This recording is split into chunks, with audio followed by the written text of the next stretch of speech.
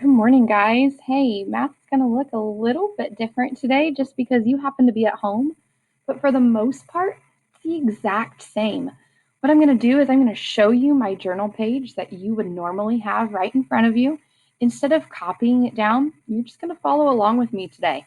As I'm going and you feel like you have a question, what I'd like for you to do is jot down your question on a piece of paper. And then when I'm done with this lesson, go to Canvas and go to your inbox, and you can actually send me a message with your specific questions that you might have. Let me know if something was confusing, if I moved too fast.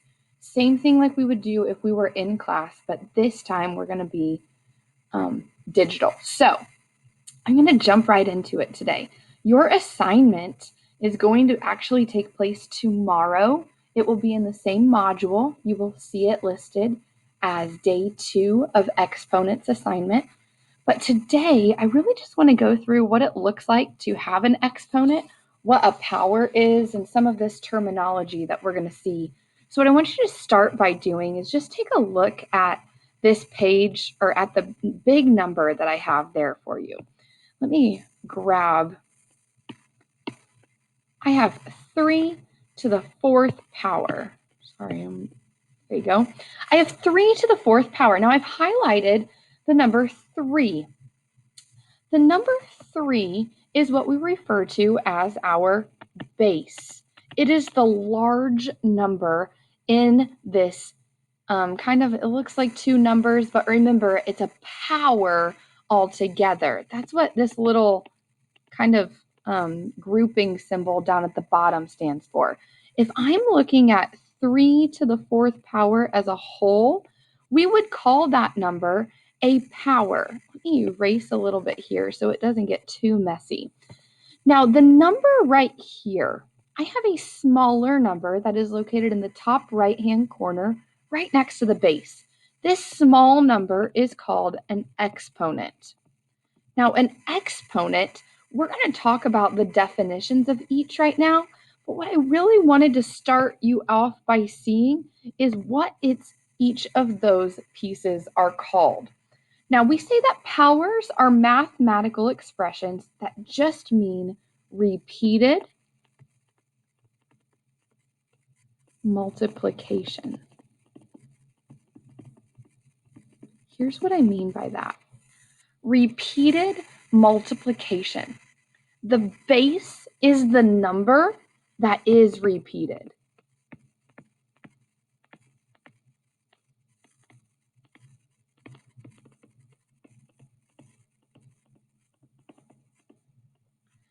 The base right here, that is the number that is repeated. But we don't know how many times we should repeat it. The exponent right here tells me how many times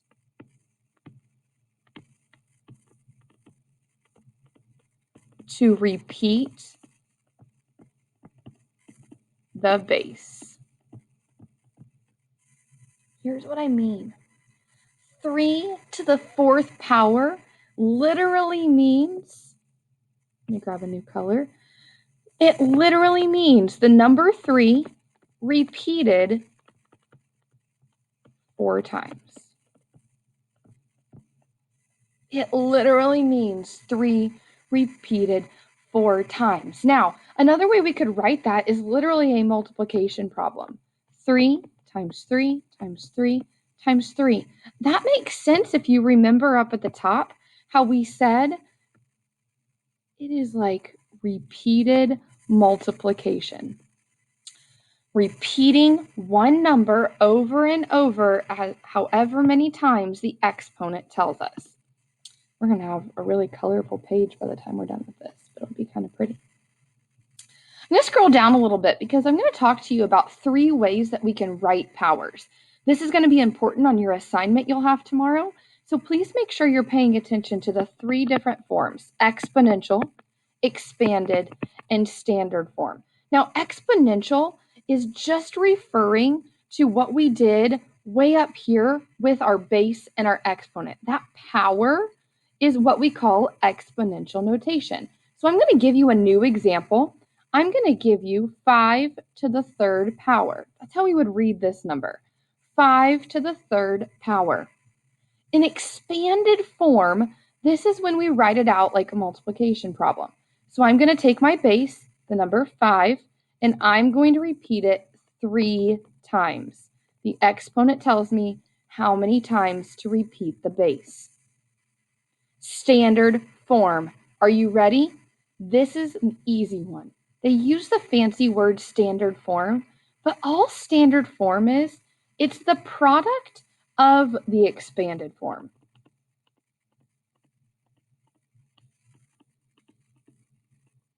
For example, all we're doing is we are taking 5 times 5 times 5. And hopefully you have scratch paper that maybe you can do that off to the side. And if you do that, you would get the answer 125 as your standard form. It is just the product or the answer to the multiplication problem. Now it's important that we organize our math, and here's why.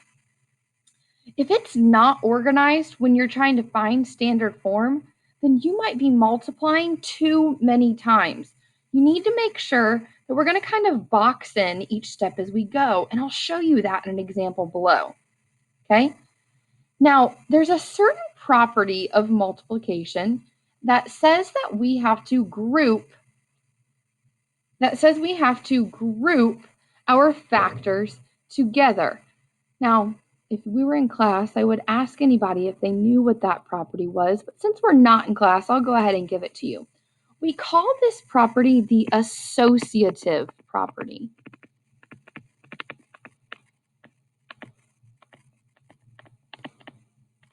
Now, if you think about the word associate, that means the friends that you associate with at school are the people that you group together with. Your group of friends, and it even says that in the definition here. It says we can group the factors of the problem. So look what they've done. If we start with the problem 4 to the 5th power, you're going to see it means 4 repeated 5 times. Well, did they do that? Let's count. 1, 2, 3, 4, 5. Perfect. And what they decided to do to make their lives a little bit easier was they were going to group 2 factors at a time.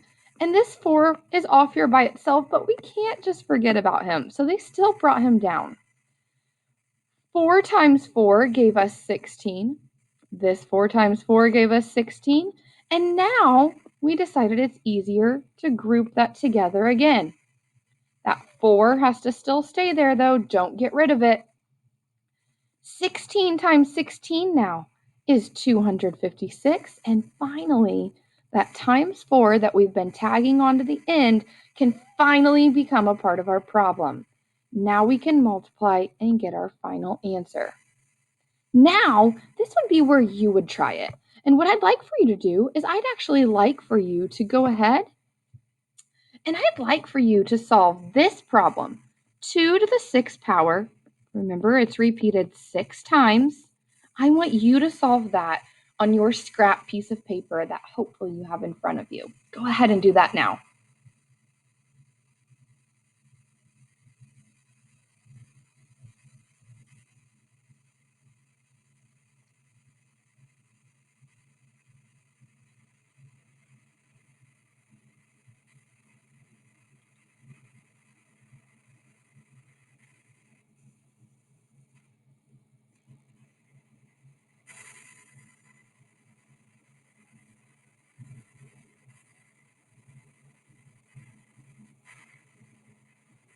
I'm going to go ahead and get my problem started.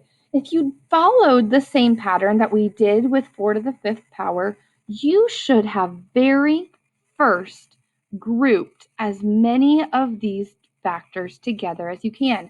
We got lucky on this one. It was an even number of factors. So I can make 3 equal groups of 2 times 2. I know that that is 4, 4, and 4. And now I just fill in my multiplication symbols below. Now, I can now group this 4 times 4, but this poor guy, he's kind of off to the side. That's okay. We want to keep them there. 4 times 4 gives me 16, and I tag on my times 4. So far, so good. Hopefully, this is what you were doing on your paper as well. I know that 16 times 4 is going to be my last problem to do. And to me, 16 times 4 is kind of tough to do in your head. So I like to do this off to the side.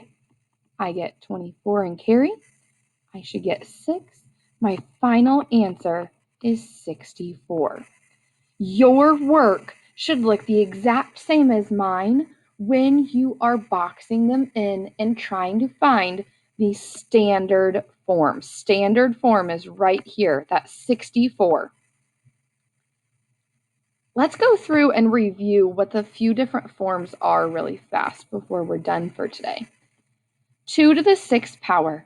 That is our exponential form. It has an exponent. Right here, I have my expanded form. I expanded and did repeated multiplication. And last but not least, we just talked about our standard form is our product or our answer to the multiplication problem. Now, we're not quite done yet because I want to talk about a few tricks that might be helpful for you when you're going through and using exponents like the number 2 or 3. For example, 4 to the 2nd power. We can actually read that a little differently. So one way is just like I said it, 4 to the 2nd power. And that is totally fine. There is nothing wrong with that. There is another fun way that we can say it. It's kind of just a trick that we use. We could also say that this is the number 4 squared. If you remember area from last year, anytime we label something with area, we have to do it in the units squared. They have that little 2 as the exponent. Now, some of you, that might have also just sent a little fire off in your brain that you remembered what maybe the 3 could be used for. We could say 5 to the 3rd power, and that would be fine. But if you remember volume at all from last year, you would remember that the 3 can also be read as 5 cubed. This has to do with labeling volume. A lot of times we will use a 3 after our label in order to show that we are doing volume. Now, I know that this lesson probably feels a little different than normal, but my hope is that you also were able to follow along because you're just used to how we do this in class. Now, what I'd like for you to do is go through and make sure that you understand the process of how we did these practice problems. On your assignment, it's going to be located on Canvas just below where you found this video. I want you to come back and reference this if you need to. If you're struggling, please send me a message on Canvas Messenger. I hope you're having a great e-learning day, and I will see you so soon.